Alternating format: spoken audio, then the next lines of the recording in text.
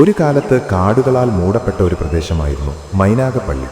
അന്ന് അവിടെയുള്ള ജനങ്ങളുടെ ഉപജീവനമാർഗം മരം വെട്ടായിരുന്നു. അങ്ങനെ ഒരു ദിവസം മരം വെട്ടുന്നതിനിടയിൽ ഒരു മരത്തിൽ നിന്ന് രക്തം വരികയും അവർ പേടിച്ച് മരം വെട്ട് ഉപേക്ഷിച്ച് പോകുകയും ചെയ്തു.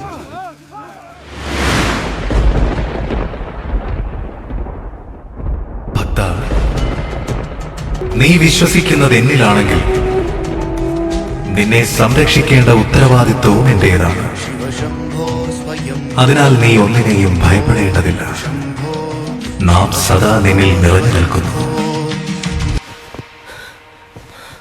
തന്റെ സ്വപ്നത്തിൽ പ്രത്യക്ഷപ്പെട്ട അദൃശ്യ ശക്തിയെ തേടി അയാൾ വീണ്ടും ആ കാട്ടിലേക്കെത്തി. ആ നിശബ്ദതയിൽ, കാറ്റിന്റെ ചെറുചലനത്തിലും ഒരു ദൈവിക സാന്നിധ്യം അവൻ അനുഭവിച്ചു. അപ്പോൾ അവന് മനസ്സിലായി, അത് സാധാരണ കാടല്ല, അവിടെ ദൈവം വസിക്കുന്നു. അങ്ങനെ ആ കാട് വെട്ടിത്തെളിച്ചു, ഭക്തിയോടെ, വിശ്വാസത്തോടെ. അതിനാലാണ് ആ സ്ഥലം വെട്ടിക്കാട് എന്നറിയപ്പെട്ടത്. കാലം കഴിഞ്ഞപ്പോൾ അവിടെ സ്വയംഭൂവായി മഹാദേവൻ പ്രത്യക്ഷപ്പെട്ടു. അങ്ങനെ ആ ദൈവിക മണ്ണിൽ നിന്നുയർന്നു മൈനാഗപ്പള്ളിയുടെ ആദ്യ പുരാതന ദേവാലയം. ഇന്ന് ഭക്തരുടെ വിശ്വാസമായി നിലകൊള്ളുന്ന മേജർ